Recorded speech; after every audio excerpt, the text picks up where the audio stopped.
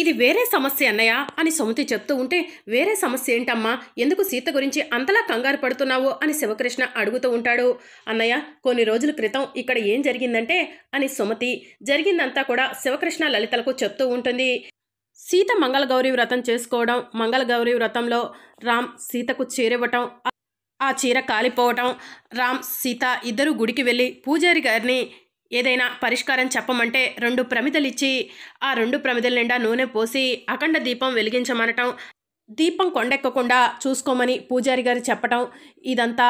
అలాగే దీపం కొండెక్కుతూ ఉంటే సుమతి వచ్చి చీర అడ్డు పెట్టడం, అయినా కూడా దీపం కొండెక్కటం, ఇదంతా కూడా శివకృష్ణ లలితలకు సుమతి కళ్ళకు కట్టినట్టు చెప్తూ ఉంటుంది.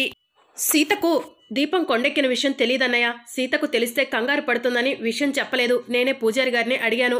సీత చేత వచ్చే పౌర్ణమి వరకు ఇంట్లో దీపం పెట్టించమన్నారు. అప్పుడే సీతకు ఎదురవుతున్న ముప్పు పూర్తిగా తొలగిపోతుందని చెప్పారు. అందుకే సీత చేత దీపం పెట్టిస్తున్నాను అన్నయ్య అని సుమతి చెప్తూ ఉంటే అప్పుడే సీత వస్తుంది. సీతను చూసి లలిత, శివకృష్ణ, సుమతి షాక్లో ఉంటారు. ఏంటత్తమ్మా, మా అమ్మ నాన్నలతో నా గురించి ఏదో చెప్తున్నావు అని సీత అడుగుతూ ఉంటుంది.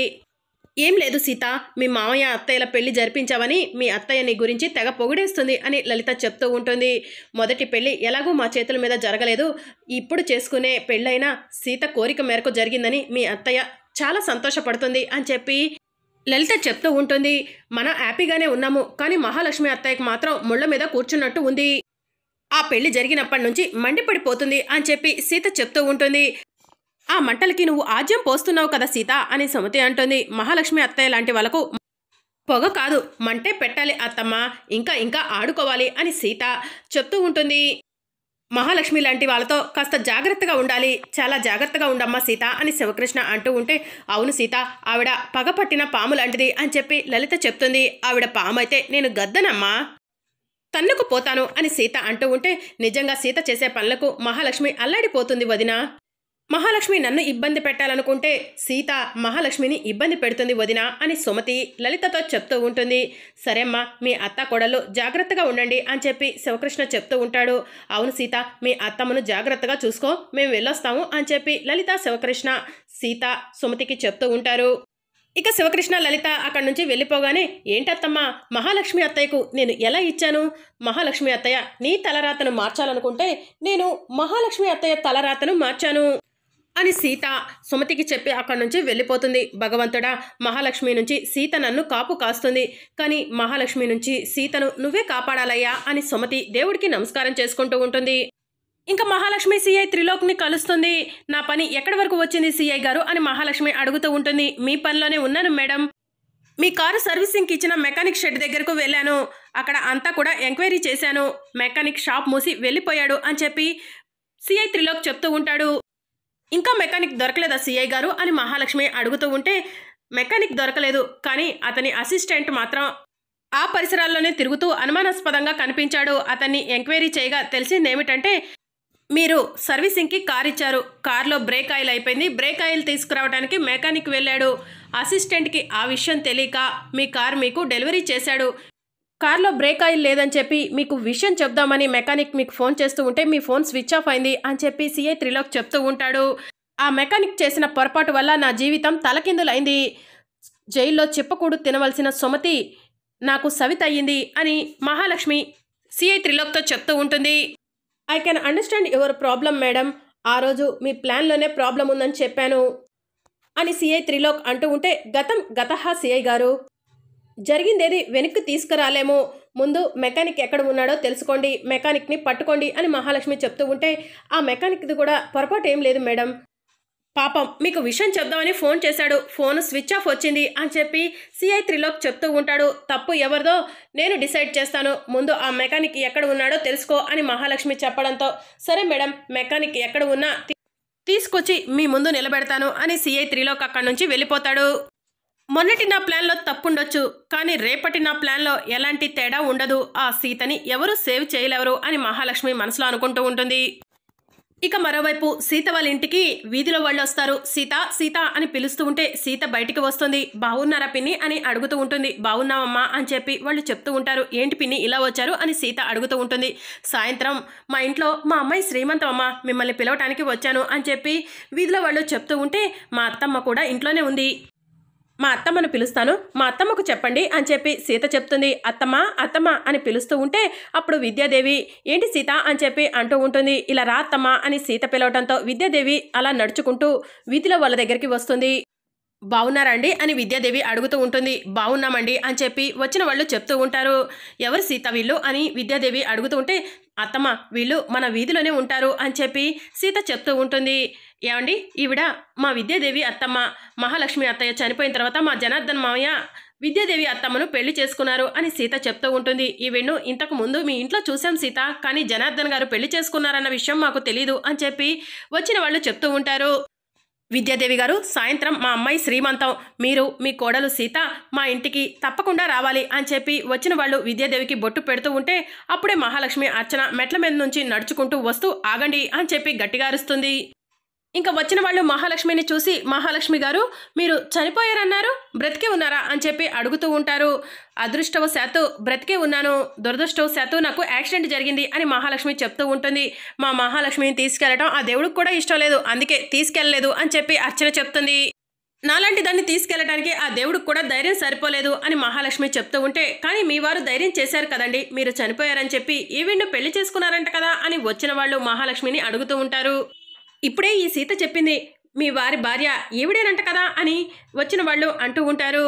ఎవరు ఎన్ని చెప్పినా జనార్దన్ గారి అసలు భార్యను నేనే, మా వారు ధైర్యం చేసి ఈవిడ్ను పెళ్లి చేసుకోలేదు, ఈవిడే మోసం చేసి మా వారిని పెళ్లి చేసుకుంది అని మహాలక్ష్మి చెప్తూ ఉంటే ఏంటి మోసం చేసి పెళ్లి చేసుకుందా అని వచ్చిన వాళ్ళు అంటూ ఉంటారు. అవును, కొంతమంది అవకాశవాదులు ఉంటారు, అలా ఈవిడ గారు నా భర్తను మోసం చేసి నేను లేని టైంలో ఆయనకు దగ్గరయ్యి పెళ్లి చేసుకుంది అని మహాలక్ష్మి చెప్తూ ఉంటే ఏదో మా అదృష్టం బాగుండి మా మహా తిరిగొచ్చింది కాబట్టి సరిపోయింది, లేకపోతే మా బావగారితో సహా అందరం కూడా ఈవిడ మాయలో పడిపోయేవాళ్ళం అని అర్చన చెప్తుంది.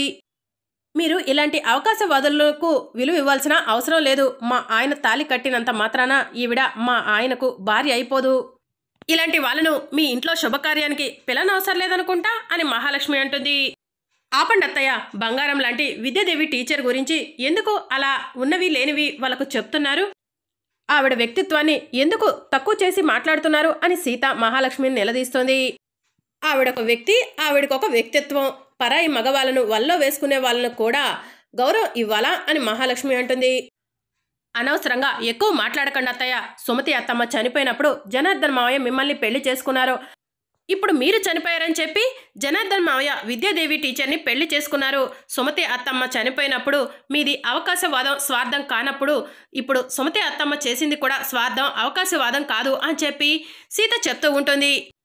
ఏంటి ఈవిడకు మహాకి పోలిక, నక్కకు నాగలోకానికి ఉన్నంత ఉంది అని చెప్పి అర్చన చెప్తుంది. నిజం బయటపడిన రోజు ఎవరు నక్కో ఎవరు నాగలోకమో అందరికీ తెలుస్తుంది అత్తయ్య, మీకులాగా నేను కూడా బరి తెగించి మాట్లాడితే ఇక్కడ ఎవరికి గౌరవం అనేది దక్కదు అని చెప్పి సీత మహాలక్ష్మి అర్చనకు వార్నింగ్ ఇస్తుంది. చూడండి ఈవిడ విద్యాదేవి టీచర్ చాలా మంచివాళ్ళు, మహాలక్ష్మి అత్తయ్య చనిపోయిందని జనార్దన్ మావయ్య డిప్రెషన్లో ఉంటే మావయ్యను మామూలు మనిషిని చేసింది, కుటుంబాన్ని ఇంటిని ఆఫీస్ని ఒంటి చేత్తో లాక్కొచ్చింది, అందుకే జనార్దన్ మావయ్య విద్యాదేవి టీచర్ను పెళ్లి చేసుకున్నారు అని సీత చెప్తూ ఉంటుంది.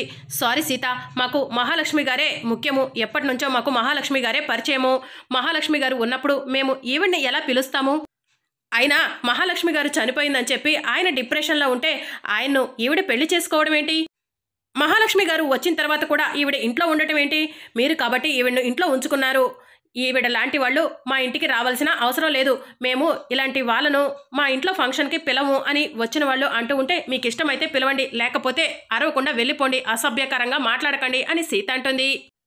మేము మహాలక్ష్మి గారిని పిలుస్తాము, మహాలక్ష్మి గారు సాయంత్రం మా ఇంట్లో శ్రీమంతం ఉంది, మీరు తప్పకుండా రండి, కొంపలు కాపురాలు కూర్చేవాళ్ళు రావాల్సిన అవసరం లేదు అని వాళ్ళు మహాలక్ష్మికి బొట్టు పెట్టి అక్కడి నుంచి వెళ్ళిపోతారు. వాళ్ళు ఏమన్నారో అర్థమైందా సీత, కొంపలు కాపురాలు కూల్చేవాళ్ళు రావాల్సిన అవసరం లేదంట అని మహాలక్ష్మి అంటుంది. ఎవరు కొంపలు కాపురాలు కూల్చుతారో మీకు తెలీదా అత్తయ్య, మీ మనసుపై చెయ్యేసుకొని చెప్పండి. సుమతి అత్తమ్మ కాపురాన్ని మీరు కూల్చారా, లేకపోతే మీ కాపురాన్ని విద్యాదేవి రూపంలో ఉన్న సుమతి అత్తమ్మ కూల్చిందా అని సీత అంటూ ఉంటుంది. సుమతిని విద్యాదేవితో పోల్చనని నాకు మాటిచ్చావు సీత అని చెప్పి మహాలక్ష్మి అంటుంది. ఈవిడకు జనకు నేను లేని టైంలో పెళ్లి చేశానని తెగ సంబరపడి సంతోషపడిపోతున్నావు. కానీ నీ సంతోషం సంబరం ఎన్నో రోజులు ఉండదు. నీటి బుడగ లాంటిది, ఎప్పుడు పేలుతుందో తెలియదు సీత. మొన్న ఆఫీస్ స్టాఫ్ వస్తే వాళ్ళందరి ముందు నేను దెయ్యానని చెప్పి వాళ్ళను పారిపోయేలా చేశావు. నేను ఏమీ చేయలేమని అనుకున్నావా? అందుకే నేను ఇలా చేశాను అని చెప్పి మహాలక్ష్మి చెప్తూ ఉంటే, మహాలక్ష్మి రివెంజ్ ప్లాన్ చేస్తే ఇలానే ఉంటుంది సీత అని అర్చన చెప్తుంది. జనాని నువ్వు పెళ్లి చేసుకున్న జన భార్యగా నేనే ఉంటాను. అందరిలో నీ విలువ తగ్గేలా చేస్తాను. ఈ కుటుంబ సభ్యులందరి ముందు నీ పరువు తీస్తాను. ఎందుకు జనాన్ని పెళ్లి చేసుకున్నానా అనుకునేలా చేస్తాను అని మహాలక్ష్మి కోపంగా అక్కడి నుంచి వెళ్ళిపోతుంది. వాళ్ళేదో తెలియక అలా మాట్లాడారు, బాధపడకత్తమ్మా అని సీత చెప్తుంది. మహాలక్ష్మికి అన్నీ తెలుసు కదా సీత, అయినా ఎందుకు ఇలా చేస్తుంది అని సుమతి అంటూ ఉంటే, మహాలక్ష్మి అత్తయ్య నీ స్థానంలోకి వచ్చింది కదా, ఆ భయంతో అభద్రతా భావంతో అలా చేస్తుంది. నువ్వు బాధపడకత్తమ్మా అని సీత చెప్తుంది.